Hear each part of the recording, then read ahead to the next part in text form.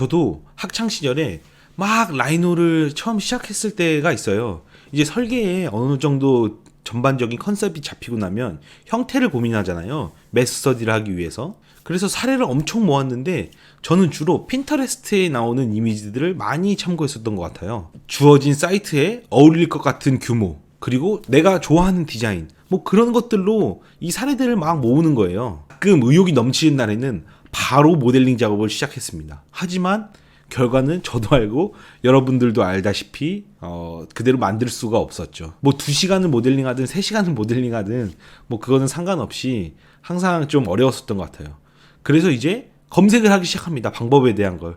유튜브에 제가 그 찾았던 사례들의 그 건축물 이름을 넣어보고 뭐 라이노 모델링 뭐 뒤에 이렇게 키워드를 넣는다든지 검색을 진행해요. 그래서 영상을 찾아서 또 그걸 그대로 똑같이 따라해보면 왜 저기 유튜브 화면에서는 되는데 제 화면에서는 안 될까요? 설계 수업은 당장 내일인데 아직도 형태가 비슷하게도 안 만들어졌던 거죠. 그래서 그때 당시 때 뭐 네이버 카페에서 고수분들한테 캡처해서 질문도 올리고 또 라이노를 잘하는 선배한테 어떻게 모델링을 하냐고 이렇게 질문을 했었어요. 그래서 이거 엄청 어렵겠다 뭐 이런 생각을 가지고 질문을 했는데 돌아오는 답변은 엄청 심플했습니다. 왜 그렇게 심플할까요? 제가 10년도 넘게 라이노를 지금 사용하고 있어요.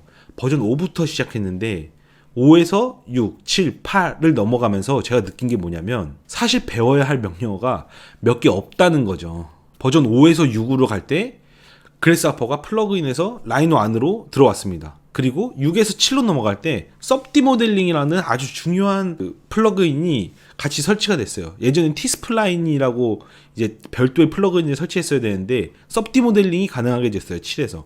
근데 이번 7에서 8 넘어가는 업데이트를 보니까 사실상 크게 그 이전의 명령어들과 본질적으로 달라졌다는 거를 전 개인적으로는 많이 못 느꼈어요.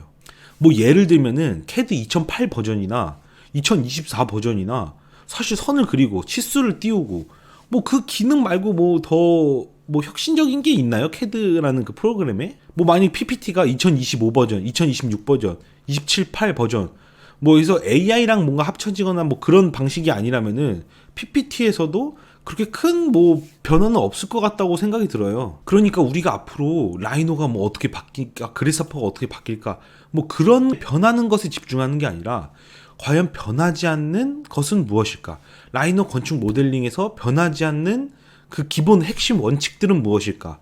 그래스하퍼의 비주얼 코딩 툴로서의 그 기초적인 그 베이스는 무엇인가? 그 변하지 않는 것에 저희가 좀 집중을 해봐야 된다는 거예요. 다시 라이노 모델링으로 돌아와서 여러분들은 핀터레스트에서 본 그 이미지가 어떤 라이노 명령어, 그 짧은 명령어가 무엇인지 몰라서 디자인을 할 수 없는 겁니다. 예를 하나 들어볼게요. 이 형태가 어떻게 디자인되었을까요? 뭐 선을 그려야 하나요? 이쪽에 뭐 일로 넘어가는 이런 선을 그려야 되나요? 뭐 너무 어려운 거 아니에요? 이런 형태를 디자인한다는 거는? 이 형태는 사실 이 두 개의 면을 블렌드 서피스라는 명령어 하나로 만들 수 있는 형태입니다. 네, 이런 식으로 블렌드 서피스에다가 제가 옵셋 서피스로 두께를 5 정도 줬습니다. 네, 단순히 명령어 하나로 만들 수 있는 그런 형태였다는 거죠. 그럼 이 건물은 어떻게 디자인되었을까요? 프랭크 게리가 설계한 루이비통 매종 서울입니다. 제 영상을 몇 개 보신 분들이라면은 제가 항상 강조하는 형태 디자인 프로세스에 대한 개념을 들어보신 적이 있을 거예요. 바로 점에서 저희가 선으로 가고, 그리고 선이 면이 가고, 면이 메스가 가는 거죠. 이거는 제가 많이 말했어요. 다른 영상에서도. 수학에서 도형에 대한 아주 기초적인 이야기예요. 기초적인 이야기.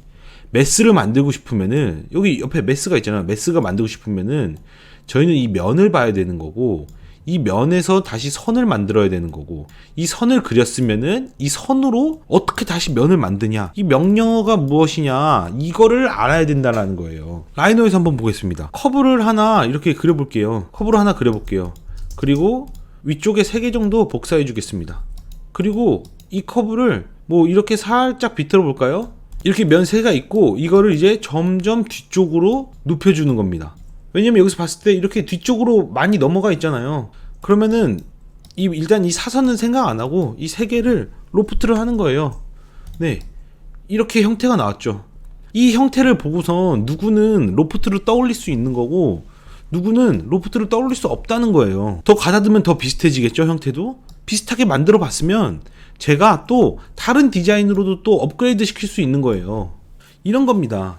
여러분이 그 형태 디자인 프로세스를 모르기 때문에 핀터레스트에서 본 이미지가 내가 모델링 할 수 없는 이미지가 되는 거고, 또 유튜브에서 나오는 그 영상들의 그 명령어의 세부적인 옵션을 모르기 때문에 자세한 설명이 없는 모델링 영상을 보고 혼자서 라이노 공부를 못 하셨던 거예요. 뭐 제가 실제로 했었던 경험이기도 하고요. 그리고 제가 가졌던 의문점 중에 왜 저 선배는 나보다 모델링을 빨리 할까? 라는 것에 대한 답변은 사실 라이노와 그래스하퍼를 같이 쓰기 때문에 모델링 속도가 빠른 겁니다. 뭐 이게 오해를 할 수가 있어요. 그래스하퍼를 써야 모델링 속도가 빠르다고 오해를 하실 수가 있는데 그게 절대 아닙니다. 라이노에서 빠른 작업이 있고 그래스하퍼에서 빠른 작업이 별개로 나뉘어져 있는 거예요. 그래서 라이노에서 빠른 걸 라이노에서 하고 그래스하퍼에서 빠른 작업은 그래스하퍼에서 하기 때문에 결과적으로 다 총합을 했을 때 훨씬 더 빠른 작업 속도를 낼 수 있는 겁니다. 라이노에서 박스를 만든다 그러면 명령어를 실행하고 클릭 클릭 클릭 요 3번의 작업만 하면은 이 박스가 만들어지는 게 끝나는 거예요.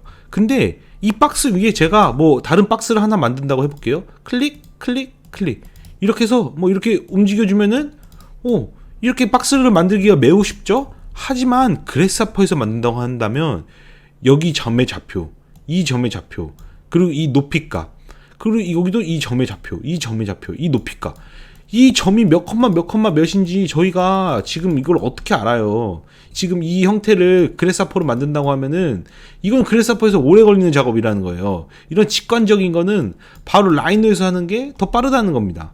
반면에 이쪽에 제가 뭔가 패널링을 한다거나 아니면은 여기 이렇게 창문 뚫는 이런 작업이 있는데 그거를 여기서도 뚫고 여기서 이런 식으로 반복적으로 하는 모델링이라는 거는 이제 그래스하퍼에서는 컴포넌트 하나예요. 컴포넌트 하나. 이 컴포넌트 하나를 쓸 수 있냐 없냐로 이 작업 속도가 무지하게 차이가 난다는 거죠. 근데 뭔가 라이노를 먼저 배우고 그리고 그래스하퍼를 배운다는 그런 잘못된 인식이 돼 있는 것 같아요. 라이노가 레벨 1이라면 뭐 그래스하퍼는 레벨 2다. 뭐 이런 생각인 거죠. 왜냐면 뭔가 과거에는 그래스하퍼를 배울 수 있는 방법이 많이 있지 않았었던 것 같기도 하고, 또 코딩이라는 게 지금처럼 많이 이렇게 활발해지고 개발자 이런 개념 자체도 매우 적었기 때문에요. 왜냐면 그래스하퍼는 시각화 코딩 툴이니까요. 직관적이지가 않으니까 당장 머리에 어려운 거죠. 결국에 제가 원하는 방식으로 라이너를 알려주려면 이 방법밖에 없었습니다. 지금부터는 제가 준비한 어떤 그 강의 얘기를 좀 할 건데, 처음에 라이노의 명령어들에 대해서 완벽하게 숙지를 합니다. 한번 배워두면 다른 모델링 툴에서도 활용이 가능하고 변하지 않은 라이노 기본 명령어를 숙지시키고요. 그리고 그래스하퍼의 코딩 개념의 기본 베이스를 이해를 시킨 다음에 그 다음에 실전 예제로 넘어가서 라이노와 그래스하퍼를 같이 쓰면서 실습할 수 있는 총 8개의 어떤 모델링 예제를 라이노와 그래스하퍼를 같이 배우면서 실습하는 그런 코스입니다. 사실 이 커리큘럼은 제가 프리랜서 시절에서부터 20명도 넘는 학생과 그리고 제 지인들에게 알려주면서 진짜 왕초보도 바로 라이노를 사용해서 실무에서 작업을 하고 다음 학기 프로젝트에 사용했었던 증명이 완료된 커리큘럼이에요. 형태를 만드는 것에 있어서 라이노와 그래스하퍼를 구분두지 않고 통합해서 알려드리고 있습니다. 이렇게 사용하셔야 라이노를 정말 능숙하게 사용하시는 거예요.